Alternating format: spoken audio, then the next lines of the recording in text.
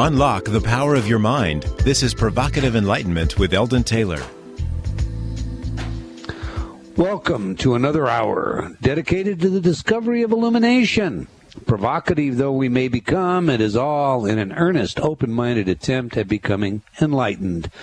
This is an hour focused on the meaning of our values in existence and how we derive the assumptions we live by. It is an hour where we admit that our foregone conclusions could all be wrong, and in that way, truly open ourselves up to the possibility of a new kind of understanding that in some way, somehow, may indeed lead to that elusive state known as enlightenment. So I want to remind everybody that we tend to look at some things sometimes and forget that we can do something about it. I'm thinking of the oil slick down in the Gulf. Hard research shows that where people all concentrate, where you can call it prayer if you'd like, you can call it intention if you'd like, where that prayer or intention is directed at something, it seems to have the ability to impact the physical world, whether it's lower crime or decrease the wind velocity of hurricanes. I invite you all to think about that Gulf area, that oil spill, and think about it being dissipated, held back, whatever is appropriate so that we get the highest, best outcome there. All right, now every week I read a couple of your letters as a way of paying homage to the importance you play in helping us to shape our show and make it even better in every way. Last week, my guest was George Nuri of Coast to Coast AM. George shared with us his take on many things, including the New York street hero who lost his life saving a young woman. Acting as a good Samaritan, this homeless man was brutally stabbed by an assailant and then laid in the street while more than 20 people passed, allowing him to bleed to death. Linda wrote, "When I heard about the homeless man who helped that woman and was then stabbed and later died because no one would help him, it hurt my heart." It hurt many of us, Linda. Diana wrote, "Hi, Eldon. It's very sad to hear of people acting in this manner. I think all we can do is touch one person at a time and try to enlighten them. I love all that you do." Well, thank you, Diana, and you're right. The world changes one person at a time, and each one of us, we have a role in that. Every person that we contact, whether it's the driver in front of us in 5 o'clock traffic, or the person that we meet on the street, the individual that's in our workspace, our child at home. As we touch them, so they touch the rest of the world. Now, Elizabeth from North Carolina wrote, "I just wanted to drop you 2 big thumbs up on 2 recent shows. One, George was great. It was fun listening to the 2 of you weighing in on the various topics with such obvious appreciation of one another's work.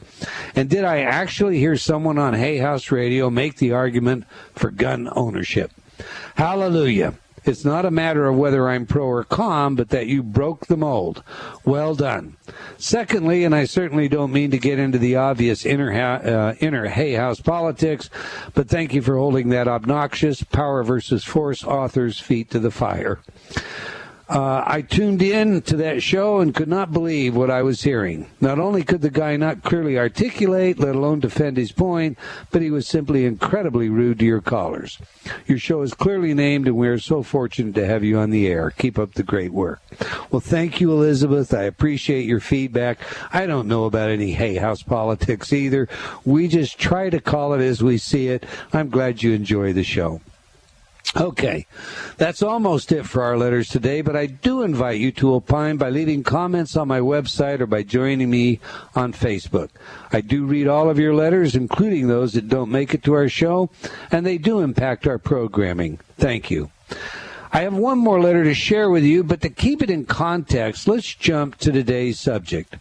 Last week, George and I also discussed politics. Indeed, we agreed that being spiritually aware insists on a political involvement. There are matters in the world that will just dry out for need if we turn our back on them. You have heard me publicly endorse charities such as Women for Women, who provide aid to women in war-torn countries, and Women for Afghan Women, who provide much-needed safe houses and shelters for savage and discarded women. And I do mean discarded, like the carcass of a dead animal left on the roadside. From my perspective, it's not credible to claim spiritual enlightenment and turn your back on the hero bleeding in the street or the woman suffering in faraway lands or a government run amok. Now, that is my bias, and I want you to be aware that that's my bias straight up. But I'm still open to hearing another side of that. You have heard me also say in the past, and I'll repeat it now, America, in my opinion, is the great freedom experiment.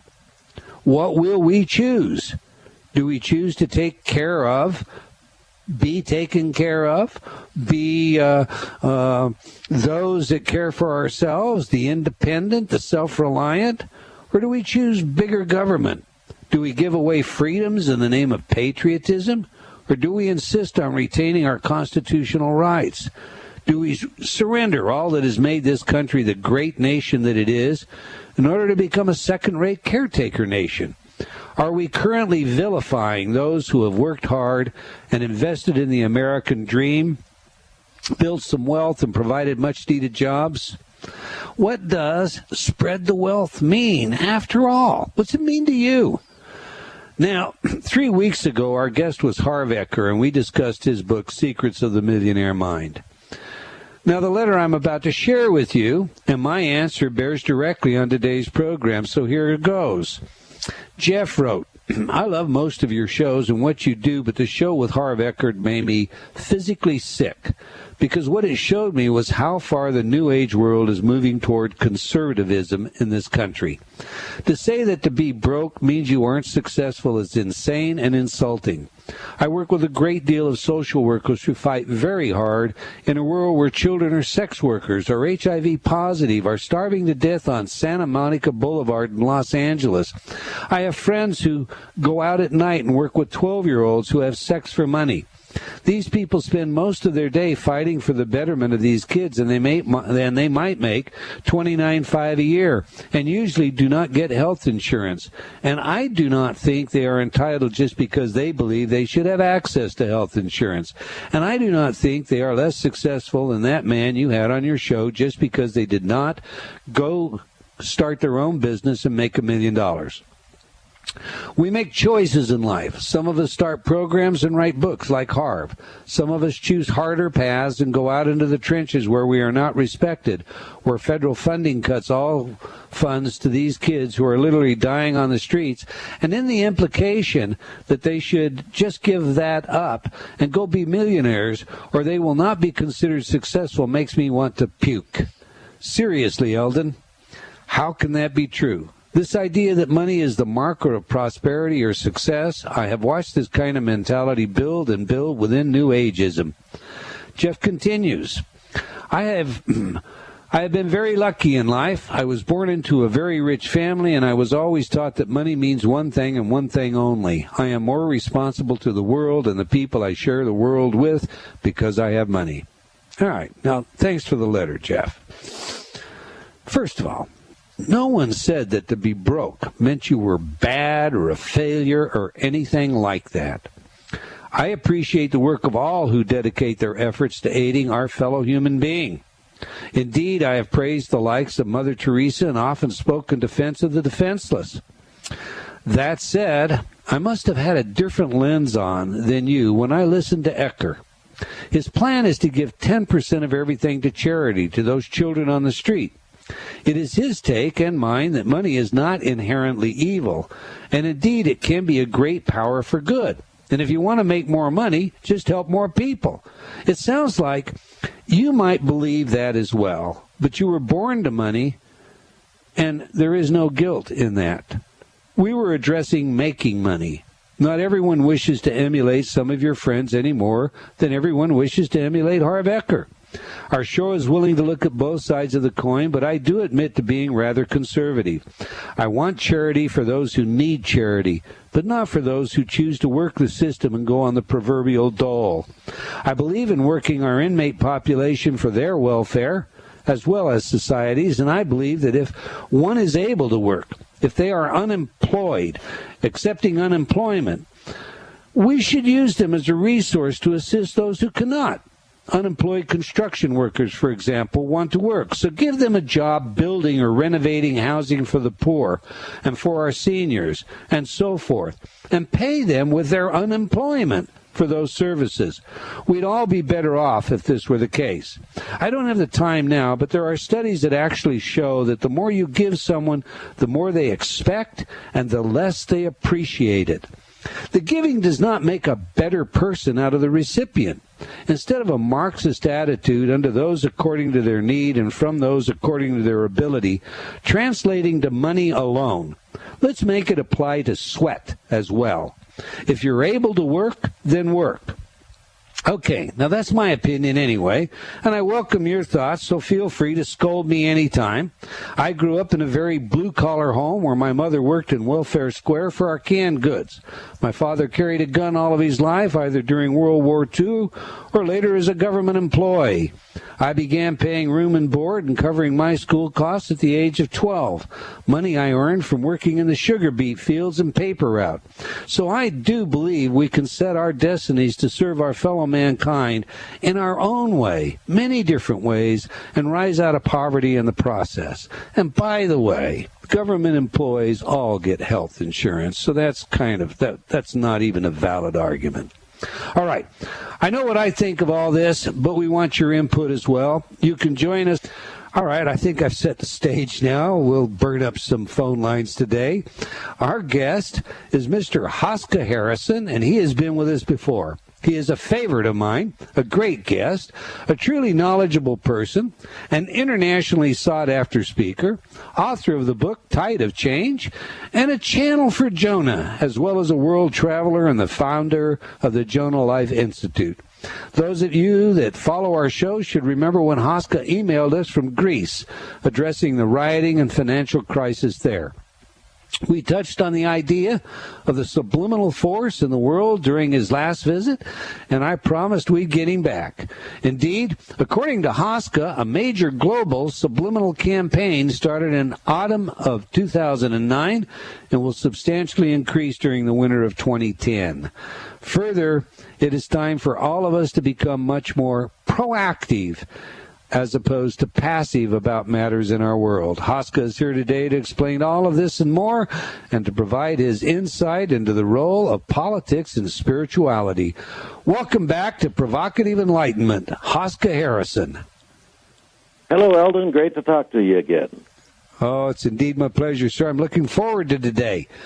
Now, you heard the setup piece. I did. So what's your take on the role of making money in our world? You know, one of Jonah's fundamental teachings, intent is the building block of the outcome.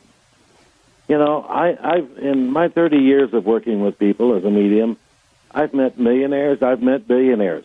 And you have wealthy people who use their money to take advantage of other people.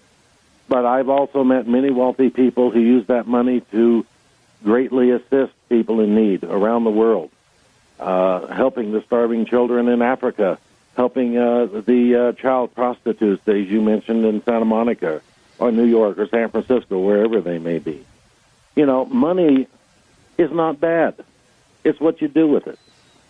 You know, money does carry a level of responsibility. And if you have that much money, you have a certain power, for a certain energy. Money is energy. And you need to be responsible for that energy and what you do with it and how you assist other people. Not taking care of other people, but assisting other people that otherwise would not have a system. Okay, now I've got to take it, you know, to where money goes. It obviously, I mean, if we're taking care of our own money, and we're using our money, as you suggest, to assist people.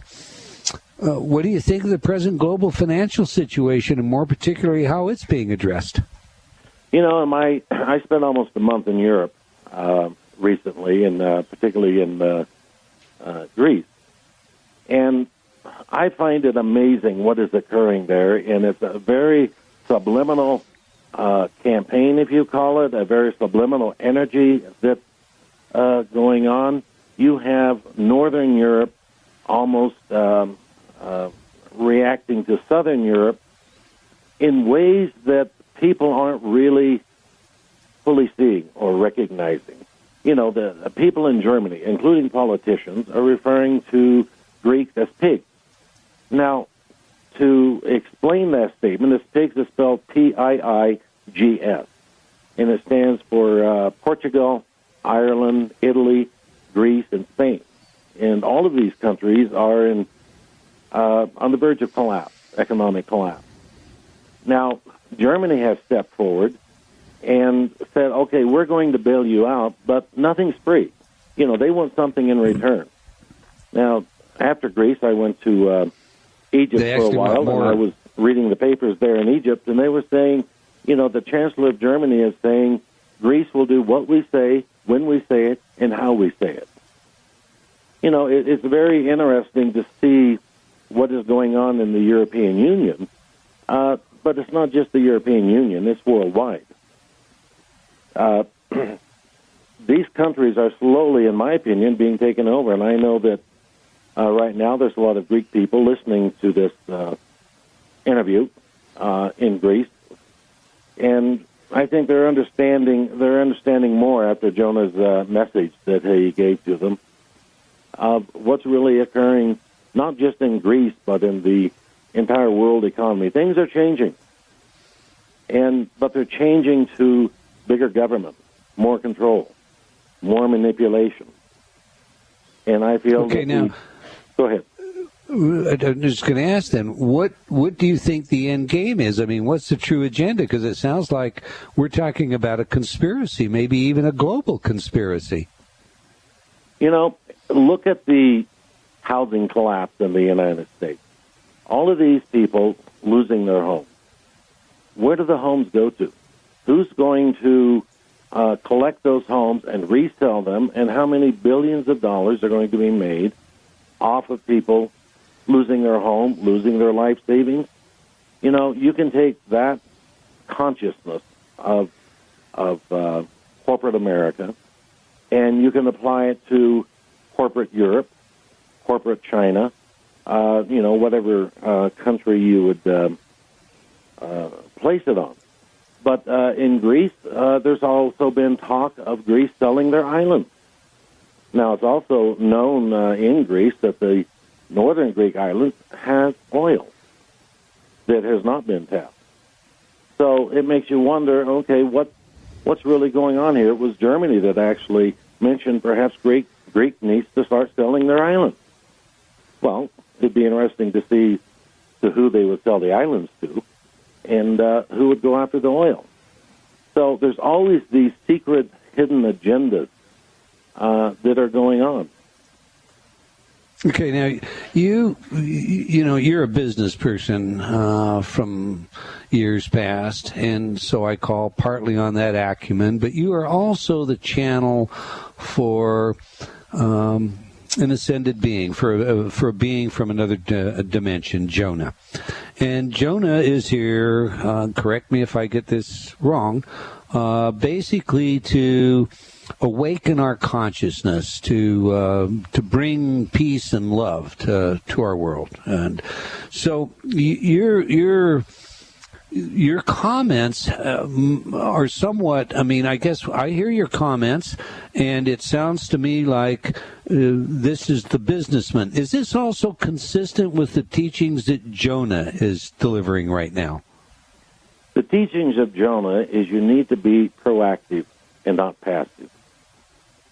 You can't pretend to be blind as to what's occurring around you and then claim that you are a victim of what has occurred. Enlightenment, the only way to create an enlightened world is through education, not through force. Education, people need to be educated to be proactive and to understand why they need to be proactive. Each one needs to be totally responsible for their life. But their life is part of the lives of others, part of a community, part of a culture, part of a country. So Jonah's fundamental teaching is to take responsibility for your life. And when you do that is when you have the power to create that spiritual awareness, to create the joy, to create the healing that you've been desiring to achieve. And of course, I totally concur with that. My own experience, my own lessons in life, my own education clearly indicate that self-responsibility is at the bottom of everything. Indeed, my work in the prison system, to the precise extent that you abdicate that responsibility, you blame, as a case in point, someone else for something in your life. To that extent, you tie yourself up. You're unable to do anything about the circumstance or situation. But if you truly take full self-responsibility for everything in your life, and now I'm stretching this according to my definition, so you can come back and say, well, no, you haven't got that right. But to me, for everything in your life, including those things that supposedly you don't have any control over, maybe the attitudes of people in your post office. If you take responsibility in the sense of how can I improve this? What is it that I can add to this that changes this dynamic, this situation, that elevates this consciousness? You not only find that the world around you changes overnight, but you are truly empowered. Is that more or less what you're saying? Exactly. The more responsibility you take for your life. Now, I also understand a lot of people don't want to hear that, because a lot of people get into this mentality of being a victim. And to a degree, depending on how you perceive the word victim, perhaps they are in terms of what occurred in their childhood or how they were raised. But people that choose not to take responsibility for their life means somebody else will. If you don't take charge of your life, someone else or something else will. And you may not like that something or someone else that now is in charge of your life. When you set up this entire scenario, two things came to my mind, Hoska. We either have a global conspiracy or we have a global competition right now for the resources of this world. I would opt for the latter. And that global competition for the resources of the world is really another way of redistributing the wealth. Distribution of wealth, redistribution of the wealth, share the wealth. That seems to be, that seems to be pretty common. I heard, the other day the president said, how much is too much? And I guess, I think of that and I think, well, if your name's Al Gore and you just bought a $9 million home, or if you're Barack Obama and you just earned $5 million, that's not enough. What is your take on this idea of redistribution of wealth? And we're about 30 seconds before we have a forced break, so tease me into it, and then we'll come back to it after the break. It reminds me of the prophecy Jonah gave back in 1985 when Ronald Reagan was still president, and we were at odds with Russia. And Jonah said that Russia and the United States would become as allies, and the greatest threat to the world peace would become China. And that is now occurring. But he also said there will not be a World War III nuclear war. There will be wars occurring. There will be nuclear devices sent off, but there will not be a World War nuclear World III. All right, on that we will hold bated breath till we come back from the break to discuss China and no nuclear war. You're listening to Provocative Enlightenment. Guest today is Hossca Harrison. We're discussing the role of politics and spirituality. Is it necessary to be politically involved and politically aware to be spiritual? You can follow the links on Provocative Enlightenment, EldonTaylor.com, to Hoska's websites, etc. We'll be right back after these words from our friends. Every day, every moment, we face choices. Yet, how many of those choices are truly our own? Are you ready to step onto the path of discovery? Read Eldon Taylor's New York Times bestseller, Choices and Illusions, now revised, updated, and expanded. Eldon combines provocative information, scientific research, and his own life's journey into a powerful message that we have the power to change. All we must do is be willing to choose to take the chance and change. Get your copy today from all bookstores.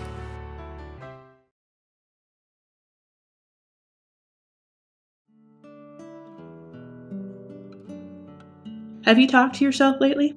What does that inner voice say? Are you constantly hearing negative feedback? Ready for a change? Inner Talk, Eldon Taylor's patented subliminal technology, can do just that. Change your inner self-talk. Turn off the negative by replacing it with positive affirmations. Inner Talk has been researched at universities such as Stanford and by governments around the world, and has been proven effective at priming your self-talk. Armed with a new positive outlook, you'll find everything becomes easier, from losing weight to stop smoking, giving presentations to riding horses. Learn new things to being a powerful salesperson. Choose your title for change today. Visit www.innertalk.com. That's INNERTALK.com. Innertalk.com.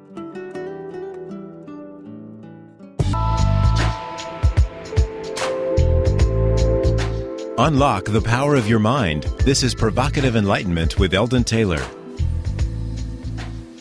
Welcome back. And do call us. Do join in. You know, your ideas, your opinions. They enrich the show. I love your letters. I always get your letters afterwards. But, you know, get on the phone. Call us in.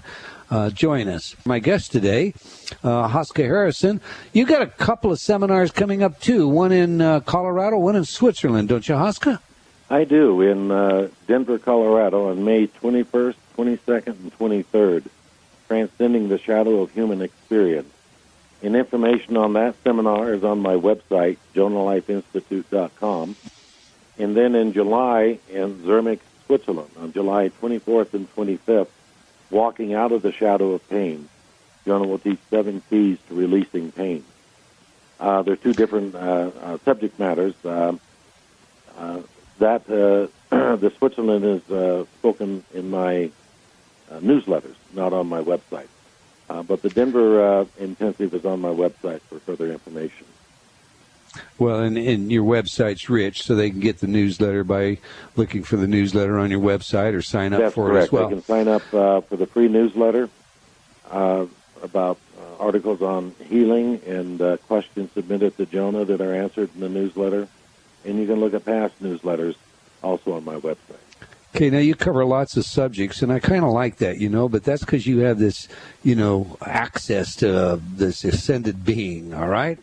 So now I'm going to pick on you a little bit. We came off the break. We were talking about China and a Jonah prophecy from the days of Ronald Reagan. During the break, I obtained the date from you, and that was 1985. All about...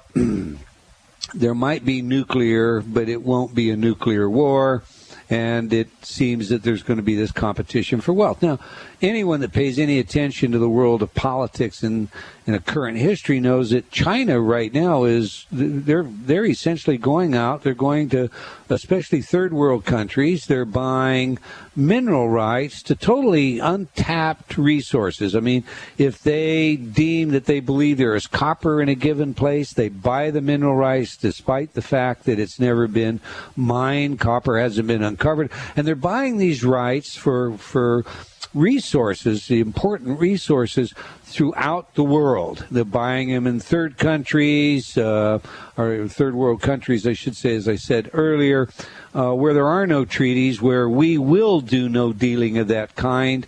And as they do that, they're essentially, you know, also lending us the money that we're continuing to spend, putting ourselves in deeper and deeper debt, perhaps even challenging the value of our dollar.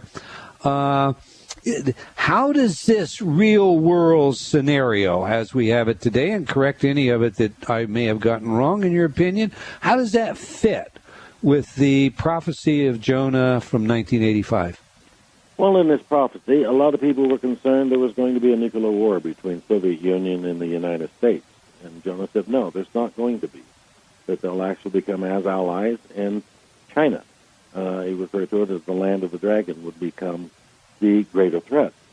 He also gave another prediction, I believe it was in 86, and that one we have on CD called Nuclear War, where he predicted the Iraqi war and the outcome that would be occurring from that. But in China, you know, a lot of people don't realize that China financed the Iraqi war. China United States and Wall Street in our recent economic collapse here in this country. And as you were saying, is absolutely right. China is going around the world buying these mineral rights, buying up the rights to oil, and within a couple of years, countries are going to be starving for oil. That is that's how they're built. Societies are set up to live and to promote themselves on oil, and that just can't continue.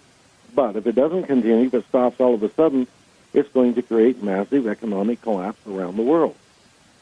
And Jonah has referred to a lot in regard to the elite pulling the strings. And, you look at our country, in my opinion, you could call our country the United States of corporate America or United Europe of corporate Europe. The list can go on and on and on, but it's the corporations that are establishing the laws of different countries. But as you travel around different countries, you begin finding many of these laws are quite similar, becoming very restrictive in terms of personal rights, personal freedom. But then you have to ask, going back to China, did China do this out of the goodness of their own heart? I don't think so. So then you have to ask, what do they want? Go ahead. That's exactly what I was going to ask. What do they want? Well, they want domination and control. They want to be the superpower. That is in terms of the hierarchy of the Chinese government at this time. But you also have this element of the elite that utilizes many of the corporations around the world. And many people have lost their money. They lost their homes. But the money's not lost. The money was placed elsewhere, redistributed around the world. I'm going to ask you to kind of clarify that for everybody, because Jonah refers to the shadow, quote unquote, and to the elite, and to the nature of the beast. So kind of, give us a framework for those three usages so we know we have a context here, please. Nature of the beast is a fascinating message that Jonah did a few months ago, and it's available on CD. And Jonah refers to this that we experience around us right now as the third dimension. Jonah teaches that there are a total of 12 dimensions on the earth, and that this is the third. He also teaches that the third dimension was never intended for humans to be here, that the third dimension is an evolutionary dimension for the plant kingdom, the animal kingdom. But during the, you can call it the fall of consciousness, there's a lot of different labels it could be, but beings lowered their consciousness and allowed their consciousness to exist and took on human form in the third dimension that does carry animalistic nature of survival. It answers a lot of questions, puts a lot of pieces together as to why humans are the way they are.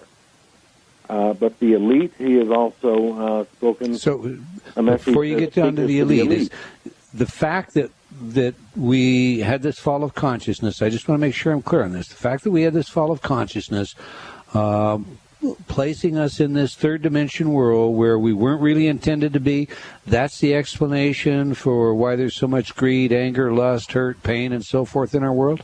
That's the explanation why humans carry this animalistic nature that Jonah refers to in terms of the greed, but the greed is based on the fear of survival. And, a lot of psychologists will say, well, survival is a natural instinct. And that could be true to a degree, but I don't see it as a natural instinct of the soul. I see it as a natural instinct of the third-dimensional consciousness of wanting to survive. Okay, so then go on. The elite and the shadow. Then you have the elite. You could put many different labels on them, but I think the word elite covers a lot of different areas. People that are in charge but behind the scenes. They're the ones that are pulling the strings in terms of economic collapse. a lot of people say, well, we were taken by surprise of the economic collapse. Well, Jonah predicted this several years ago, that this economic collapse would be occurring, and the purpose of it was to redistribute the money.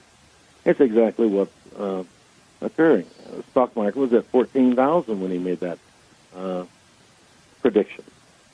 The elite, I don't think you could call it a particular family. I think you would call it a particular consciousness, but also humans, individuals, that pull the strings globally in terms of what occurs globally. There are no accidents in terms of the economic collapse that we've just experienced in the United States is not an accident. That was planned. Jonah had already talked about it, predicted it. So you can't say, well, we weren't prepared for this and this and this. And going back to what you were saying earlier, in terms of spiritual healing, you have to be aware of the whole. That's part of taking responsibility for yourself. It's part of being proactive versus passive in your environment, in your life. And the more you know, the more you can become aware of your own power in what you can achieve and what you can heal and what you can accomplish in assisting others.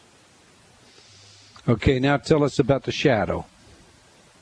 The shadow, each human experience creates as an imprint. Some people might call it like a psychic imprint. You can take that on an individual level, and let's say an individual had a terrifying experience, had a very abusive childhood, or had some accident that was very traumatizing. That creates as a psychic imprint. It creates as a shadow. And people that can see energy can see usually this shadow around people. And it continues keeping a person in pain. It continues keeping a person separated from their own heart because they don't see it. They don't recognize it. They just know that every time they turn around, now this is happening, now this is happening, now I have this illness, now I have this pain. That's on a personal level. But that shadow exists on a cultural level. It exists on a global level. And it's a psychic imprint. It's a shadow of energy that keeps one passive. It keeps one in pain. And when people are in pain, they have more of a tendency to search for one to come and take care of them. And so now we have the ability to shape this shadow by our mood state, our attitude, or am I getting that right? That's what Jonah's going to talk about in the Denver intensive. I'm not quite sure what he's going to, or what depth he's going to go into. I know he's going to go in there. All right. Now, before we get to some feel-good stuff, because we've been talking about, a state of affairs here. And sooner or later, we're going to get to what do we do as individuals about this state of affairs? Is there a spiritual requirement that would have us become involved? But before we get to that, Jonah's given many other warnings. He talks about ammonia in beef. Tell me about that. He did. That was the last two intensives back in the United States of fast food restaurants putting ammonia in beef. And I've done a little research on that, and I found out that there are different hamburger chains that do that to prevent E. coli. So they have beef without E. coli, but now you have ammonia, but they're allowed to list it as an additive without saying what it is. Well, how was that permission given for them to be able to list that? How is that affecting people? How are the foods that are poisoned in our culture keeping our consciousness in a suppressed, repressed state and allowing others to make choices for us? We live in a world of chemical additives. We live in a world of electromagnetic smog, and they all impact upon us. So what other kinds of warnings has Jonah got, or has Jonah revealed, that we should all be aware of? The first And foremost teaching of Jonah is you must become totally responsible for your life. It is at that point you're able to heal. And at that point of healing, you're able to assist other souls in their own healing. You can't see yourself as an island. You belong to the global community, but you don't have to be the global community. The teachings and the prophecies Jonah has given, there's so many of them over the years that many of them are occurring right now, including the Iraqi war. The Iraqi war is not going to be dying down. It's going to be building back up again. China is going to be putting more pressure on the United States in terms of the economics. In one of the recent prophecies, Jonah said that the economy would begin and give the appearance of turning around this summer. But then again, other events are going to unfold to where there's going to be another great critical event occur that's going to affect the economics of the United States. It's good to be aware of all of this, not out of fear, not out of survival, but out of taking responsibility for your own life. Sure. If you know there's a hurricane coming, you get yourself in the cellar. For it. Yeah, that's right. If you don't have a cellar and you have a year or two's head start, you build a cellar, don't you? Exactly. But, all right. Now I'm totally on this page with you, but I'm going to say now, our listening audience out there, there's a whole lot of angst attached to 2012. And on the other hand, there are all these people that are now talking about, 2012 is just a change in consciousness, and we just need to modify how people are looking at this because there's nothing horrible that's really going to happen. And we have all of this about the economic aspect of the world and the war and the wars in the world and the suffering in the world, and people saying it's getting better and people saying that it's not. From your perspective, each of us feel good better today. As a result of you coming on this show, what should we do? I do not believe 2012 is the end of the world. That's my position. I do believe 2012 is an energetic shift that will be occurring. I believe it has to do also with the sunburst that is occurring, the electromagnetic energy field shifting. And I do believe that there's going to be a shift of consciousness, but it's not going to occur overnight. Do you see this? That's where what I meant, Hoska, is do you see this, the economics and the electromagnetics, if you will, do you see this all converging? I do. I do see it converging about that date, not at that particular day and hour, but in that general time of 2012. It's actually, I believe, December 21st to December 22nd, 2012. No, it's December 21st, I do not see it occurring all of a sudden on that day. Humans, have the most part, resist change. You can look at someone that's in terrible pain and say, okay, you need to do this and this and this. How much resistance is there to create that change in order to heal the pain? In my experience over 30 years of working with people have a lot of resistance to change. But change will occur. And I do believe that change is going to occur for the better. I do believe that there's going to be a higher consciousness beginning to emerge by the people who are proactive, not the people who are passive. And I will say that the people who are passive are the ones that usually resist change the most. But those that are proactive, I think, are going to be the ones that are truly going to bring about this change by understanding what change is needed. You can't look just in your own community. You have to look globally as to what changes are needed because we live in a global environment.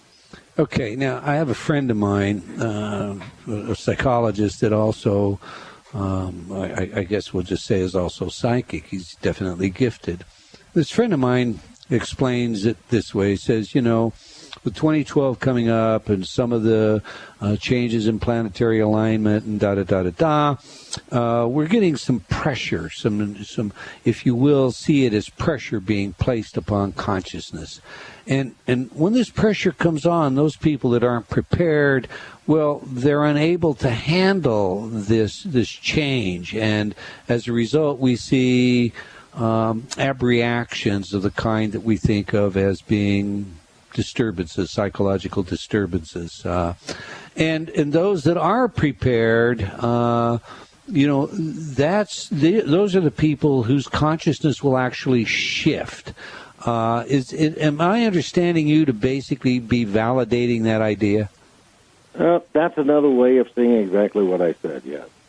Okay, all right. Whether one is passive or one is proactive, yes. Well, what then, in the bottom line, in the next 2 minutes, what then is our spiritual obligation with respect to the politics of the world, the point of this show, Hossca Harrison? Change for the world begins with the self. That's an ancient saying, an ancient statement. You have to make change in yourself to see what changes are needed in the world and to become proactive in those changes. If you become, or you allow yourself to become passive, someone or something, and something could be some energy, entity, whatever it might be, but someone or something is going to come and attempt to control your mind, your thoughts, your emotions. So it's very critical that everyone become proactive in their own healing, in awakening their own consciousness. Then they become aware of the changes that are needed to assist in the healing of this planet. Okay. Hoska, give your website so everybody has it. JonahLifeInstitute.com. Spell that out, would you please, sir? JONAH, Life, LIFE, Institute, INSTITUTE.com. It's all one word, JonahLifeInstitute.com.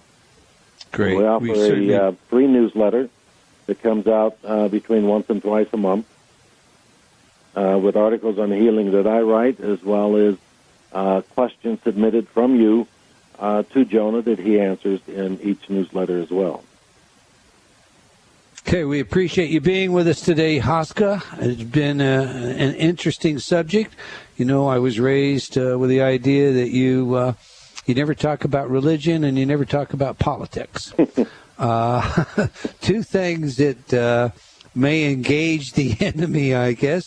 But it occurs to me that in this day and age, those are perhaps two of the most important things that we can talk about. Maybe not so much religion in terms of comparative theology, but definitely from a standpoint or perspective of our spiritual obligation to one another, whether it be those children in the streets of Santa Monica, those 12-year-olds, or it be the starving children in a foreign land, war-torn foreign land. But as Hoska said earlier, I'm going to suggest to everyone out there that we live in an era where responsibility goes beyond ourselves. It's time for us to begin to remember what neighbors are all about and take responsibility for our neighbor, our community, our country, and everything else. All right, well, we've come to the end of another hour of provocative enlightenment. I want to thank you all for joining us, and I hope you enjoyed our show. At least I hope we provoked, agitated, or in some other way gave rise to your cogitation over this subject. Join us again next week, and until then, remember, believing in yourself always matters.